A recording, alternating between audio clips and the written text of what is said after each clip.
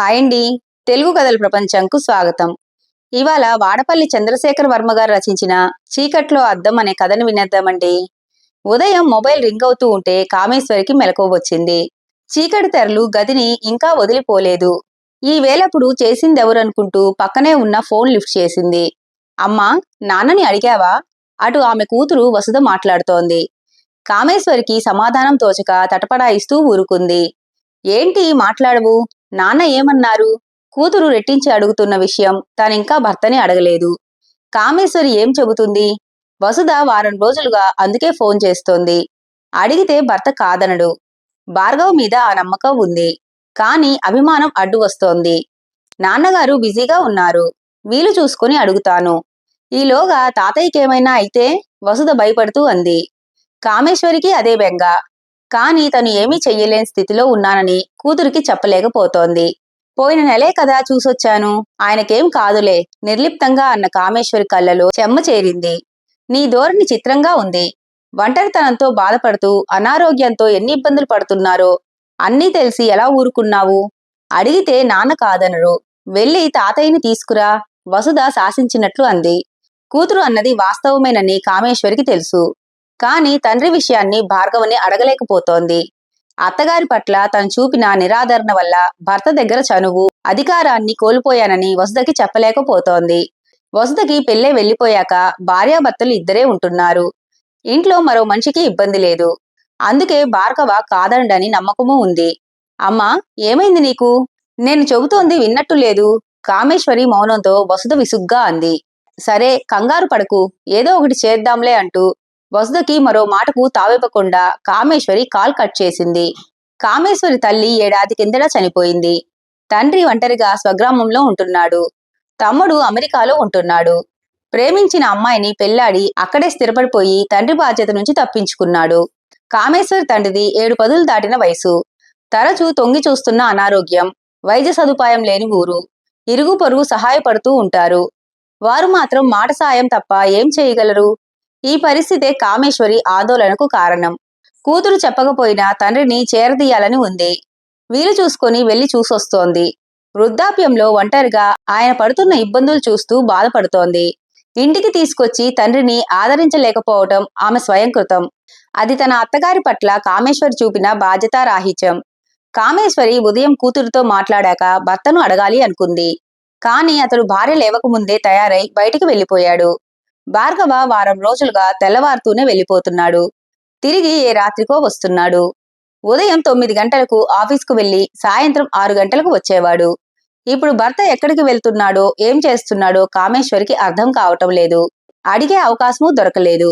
తల్లి చనిపోయినప్పటి నుంచి భర్తలో వచ్చిన మార్పు కామేశ్వరికి తెలుస్తోంది. చెప్పుకోలేని స్పర్ధలు తమలో చేరి దాంపత్యంలో దగ్గరతనాన్ని కోల్పోతున్నామనుకుంది. లేకపోతే భార్గవ ఎందుకలా ప్రవర్తిస్తున్నాడు?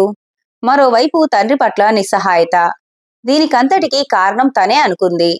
దానికి రోజు పశ్చాత్తాపడితే సరిపోతుందా?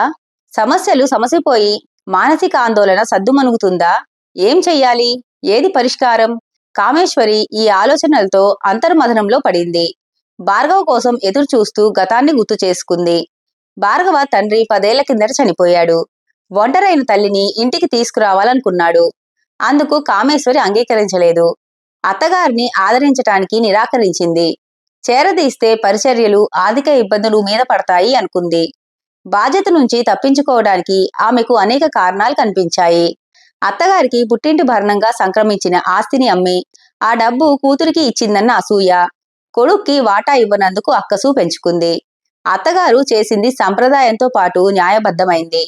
కాని స్వార్థబుద్ధితో ఆమెపై స్పర్ధ చూపించింది. పైగా నెల నెలా వస్తున్న పింఛన్ని కూతురికే ఇచ్చుకోమని అత్తగారి బాధ్యతని ఆడబడుచు మీదకి నెట్టేసింది. తల్లిని చేరదీయాలన్న భార్గవ ఆలోచనని కామేశ్వరి పడనీయలేదు. భార్యను ఒప్పించలేక బాధపడ్డాడు. తల్లి మీద ప్రేమ ఉన్న కామేశ్వరి దురుసుతనం భరించడం కష్టమని తెలుసు. పంతాలు పట్టింపులకు పోయి తీసుకొచ్చిన అత్తగారిని గౌరవంగా చూడదన్న అనుమానమూ ఉంది. చెల్లెలి దగ్గరే తల్లికి సదుపాయం, సుఖం ఉంటుందని ఊరుకున్నాడు. అలా సంసారంలో సర్దుకుపోయాడు. ఒకసారి తల్లికి బాగోలేదని తెలిసి భార్యతో కలిసి వెళ్ళాడు. అనారోగ్యంతో మంచం పట్టిన తల్లిని చూసి బాధపడ్డాడు. వార్ధక్యంలో ఉన్న తల్లిని చేరదీసి సేవ చేయలేకపోతున్నందుకు సిగ్గుతో చితికిపోయాడు. దీనికంతటికీ కారణమైన భార్యపై మనసులో తృణీకార భావం తొంగి చూసింది. ఆ కోపంలో భార్యకు బుద్ధి చెబితే గాని మానసిక క్షోభ చల్లారదనుకున్నాడు. కామేశ్వరి భర్త మొహంలోని మార్పుని పసిగట్టింది. మంచం పట్టిన అత్తగారిని ఇంటికి తీసుకువెళ్లాల్సి వస్తుందని భయం మొలకెత్తింది. ఆమె ఊహించినట్టుగానే ఆ ప్రస్తావన వచ్చింది. భార్గవ, ఎన్నాళ్ళో బతకనురా, చివరి రోజుల్లోనైనా నీ దగ్గర ఉండాలనుంది, తీసుకెళ్ళవు? చేతులు పట్టుకొని తల్లి దీనంగా అడుగుతూ ఉంటే భార్గవ చెలించిపోయాడు. బయటపడని దుఃఖం మనసులో సుడిగుండమైంది. కామేశ్వరి ఉలిక్కిపడి అంతలోనే తేరుకుంది. కదల్లేని స్థితిలో ఉండి ఎలా రాగలరు, దూర ప్రయాణం చేయలేరు అని కలగజేసుకుంది. కోడలి దురుసు స్వభావానికి భార్గవ తల్లి పేలవంగా చూసింది. కూతురింట్లో కాలం చేస్తే నా కొడుక్కి గౌరవప్రదం కాదు. అత్తగారి మాట పట్టించుకోనట్లు కామేశ్వరి ముఖం చిట్లించింది. తన గురించి తపిస్తున్న తల్లి ఎదుట భార్గవ దోషిలా నిలబడ్డాడు. అలాగే అమ్మా, వీలు చూసుకుని వచ్చి ఓ వారంలో తీసుకువెళ్తాను. కొడుకు మాటకు తల్లి కళ్ళల్లో ఆశ మెరిసింది. వస్తావు కదూ, అంతవరకైనా బతికుండాలని ఉంది. తల్లి చూపులకు భార్గవ కళ్ళలో నీళ్లు నిలవలేదు. ఇంటికి తిరిగొచ్చిన మరునాడే తండ్రికి బాగోలేదని కామేశ్వరి ఊరు వెళ్లిపోయింది. భార్య ఆంతర్యం భార్గవకి అర్థమైంది. కామేశ్వరి వారం తరువాత తిరిగొచ్చింది. ఆ రోజే అతడి తల్లి చనిపోయింది. కామేశ్వరి నిద్రలో తుల్లిపడి లేచింది. గుండెల్లో గుబులు, వెన్నులో వణుకు, భయంతో ఆమె శరీరం కంపిస్తోంది. చూపులు చలిస్తూ పక్కకు చూసింది. పడక మీద భార్గవ ప్రశాంతంగా నిద్రపోతున్నాడు. భర్త పక్కన ఉండటంతో స్థిమితపడింది. కాసేపటికి కలగన్న విషయం లీలగా స్ఫురణకి వచ్చింది. చిత్రమైన కళ, గుండెల్లో ఉద్విగ్నత రేపి భయం కలిగించిన కళ. ఆకాశం నుంచి మహాజ్యోతి వెలుగు దిగి మనిషిగా మారి తనకు దగ్గరగా వచ్చింది.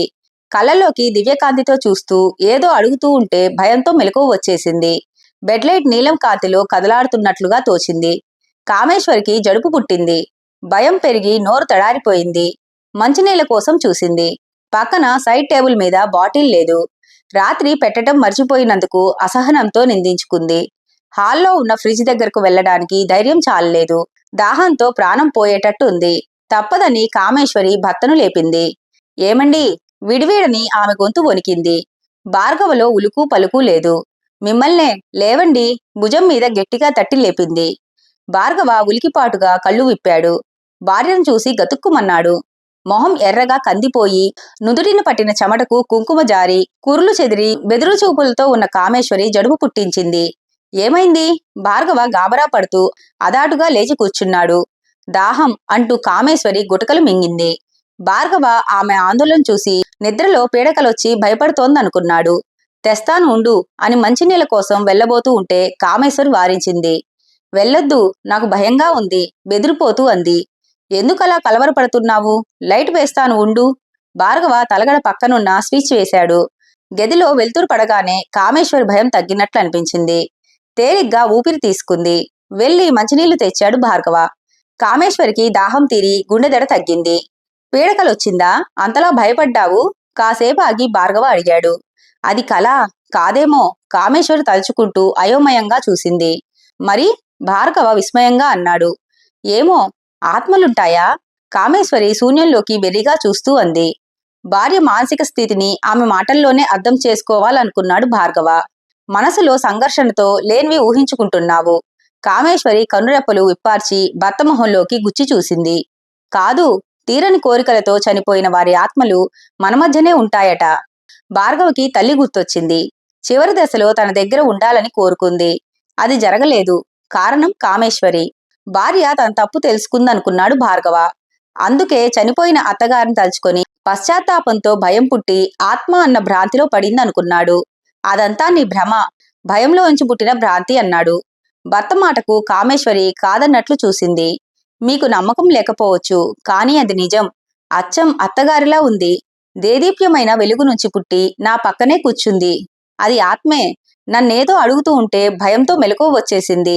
కామేశ్వరి కళ్ళలో భయం మళ్ళా చేరింది. సరే, అమ్మ ఆత్మ వస్తే భయం దేనికి? భార్గవ ప్రశ్నకు కామేశ్వరి దగ్గర సమాధానం లేదు. తెల్లబోయి చూసింది. మనకి బుద్ధి కొరవడినప్పుడు తప్పులను కాలమే వేలెత్తి చూపుతోంది. అప్పుడు చింతనలోంచి సంఘర్షణ మొదలై వివేకంతో పాటు భయము పుడుతుంది. ఆ భయమే ఆత్మ అన్న నీ భ్రాంతి. భార్గవ ప్రశాంతంగా వివరించాడు. అర్థం చేసుకునే క్రమంలో కామేశ్వరి తన గురించి తెలుసుకుంది. వివేకంతో ఆలోచించు. అమ్మ మన మంచిని కోరుకుంటోంది. తప్పులు క్షమించి ఆశీర్వదిస్తుంది. భార్గవ భార్యను ఆత్మీయంగా చూస్తూ అన్నాడు. కామేశ్వరి పశ్చాత్తాపంతో వస్తున్న దుఃఖాన్ని నిలవరించలేక ఏడుస్తూ భర్త గుండెల మీద వాలిపోయింది. ఉదయం భార్గవ మొబైల్ రింగ్ అవుతూ ఉంటే భార్యాభర్తలిద్దరికీ మెలకువ వచ్చింది. అప్పటికే గది ప్రశాంతవంతమైన వెలుగు నింపుకుంది. భార్గవ పక్కనే ఉన్న ఫోన్ లిఫ్ట్ చేశాడు. ఏరా వసు తల్లి, ఇంత ఉదయాన్నే చేశావు? ఫోన్ చేసింది కూతురని కామేశ్వరికి అర్థమైంది. క్షేమంగా ఉన్నారు, త్వరగానే రికవరీ అయ్యారని డాక్టర్లే అన్నారు. నీ తొందర హాస్పిటల్ వారికి ఉండదు. 11 గంటలకు డిశ్చార్జ్ చేస్తానన్నారు అన్నాడు. వసుధ ఏమడుగుతోందో, భార్గవ ఏం చెబుతున్నాడో ఊహకి అందక కామేశ్వరి అయోమయంగా చూస్తూ ఉండిపోయింది. ఏది, నీ కాల్తోనే ఇద్దరమూ లేచాం. తప్పకుండా అమ్మతో మాట్లాడతావా అని అడిగాడు. సరే, తాతయ్య ఇంటికి వచ్చాక అని చెప్పి భార్గవ్ కాల్ కట్ చేశాడు. కామేశ్వరికి గందరగోళంగా ఉంది. భర్త చివరి మాటకు ఏదో అర్థమైనట్లు లీలగా తోచింది. తండ్రి ప్రస్తావనతో మనసు ఉద్వేగభరితమైంది. భావోద్వేగంతో కళ్ళలో నీళ్లు తిరిగాయి. కామేశ్వరి ఆతృతగా భార్గవ్ వైపు చూసింది. నువ్వు ఊహిస్తున్నది వాస్తవమే. మీ నాన్న క్షేమంగా ఉన్నారు. అదే మన అమ్మాయితో చెప్పాను. ఎలా అని కామేశ్వరి సమర్మాశ్చర్యాలకు లోనైంది. వారం కిందటే తీసుకొచ్చి హాస్పిటల్లో జాయిన్ చేశాను. ఈ రోజు నీకోసం ఎదురు చూస్తూ ఉంటారు, భార్గవ ఆత్మీయంగా అన్నాడు. భర్త ఔదార్యానికి కామేశ్వరి మనసు కృతజ్ఞతతో నిండిపోయింది. ఏం అనటానికి మాటలు రాక నీళ్లు నిండిన కళ్ళతో భార్గవని చూస్తూ ఉండిపోయింది. ఇంకా కన్నీరెందుకు? త్వరగా తయారైతే వెళ్ళి మీ నాన్నగారిని తీసుకొద్దాం. భార్గవ తొందర చేశాడు. కామేశ్వర్ మనసు ఆర్ద్రతతో నిండిపోయింది. కన్నీళ్లు తుడుచుకుంటూ సంతోషంగా లేచింది. చీకటి గదిలోని అద్దం, వివేకం లేని మనసు ఒకటే. అద్దానికి వెలుగు, మనసుకి వివేకాన్నిచ్చే బుద్ధి కావాలి. భార్గవ వసుధ కలిసి కామేశ్వరికి అదే ఎరుకుపరిచారు. ఇంతటితో కథ కంచికి మనం ఇంటికి. ఈ కథ గనక మీకు నచ్చినట్లయితే లైక్ చేసి, షేర్ చేసి, కామెంట్ చేసి మన ఛానల్కి సపోర్ట్ చేసేయండి ఫ్రెండ్స్. ఇక ఉంటానండి. By by.